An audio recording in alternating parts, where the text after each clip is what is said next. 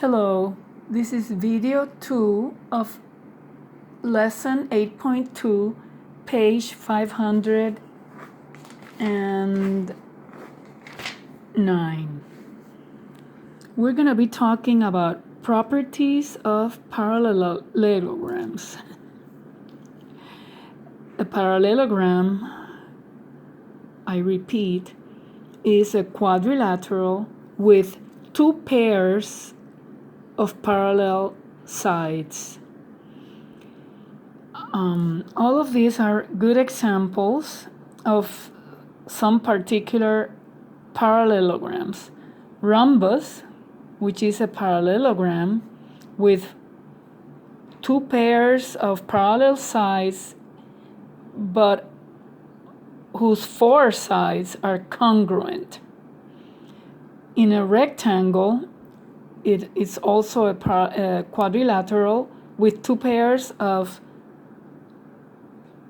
parallel sides, but with four congruent angles.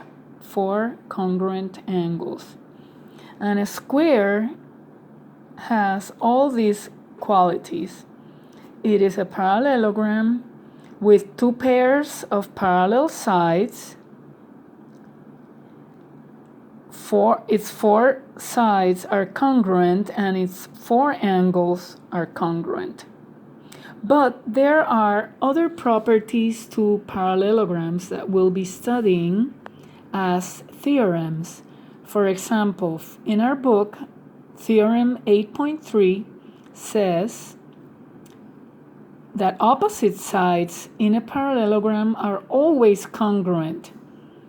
In this parallelogram here, which is a rectangle, in this rectangle, LM would be the side opposite to ON.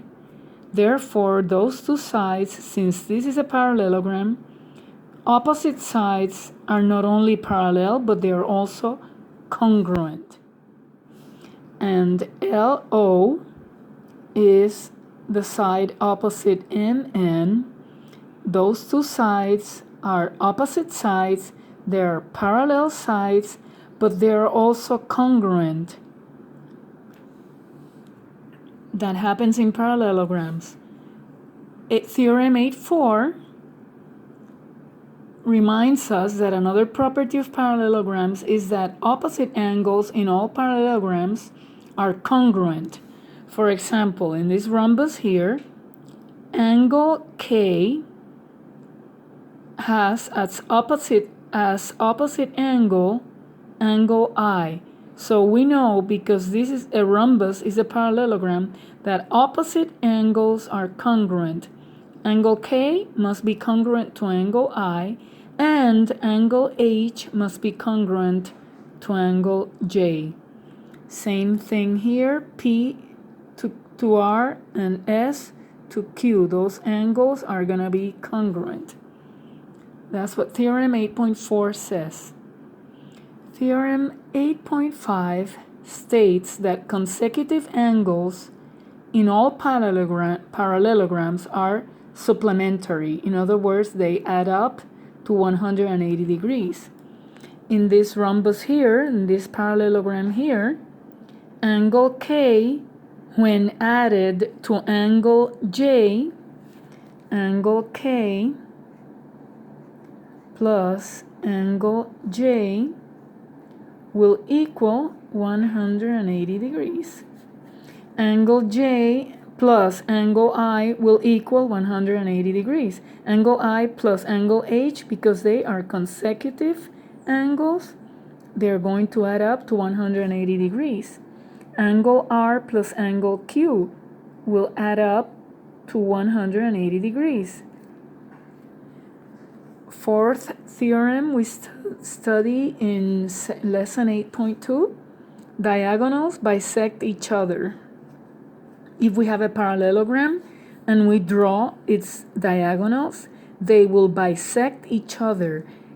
Diagonal HJ is bisected by diagonal KI right here. And that's going to be the midpoint Let's call it P. The midpoint of diagonal HJ is P because KI, which is the other diagonal, bisects HP. And this segment here, HP, will measure the same as PJ, and PI will measure the same as PK. See the two little lines? These are the four properties of all parallelograms.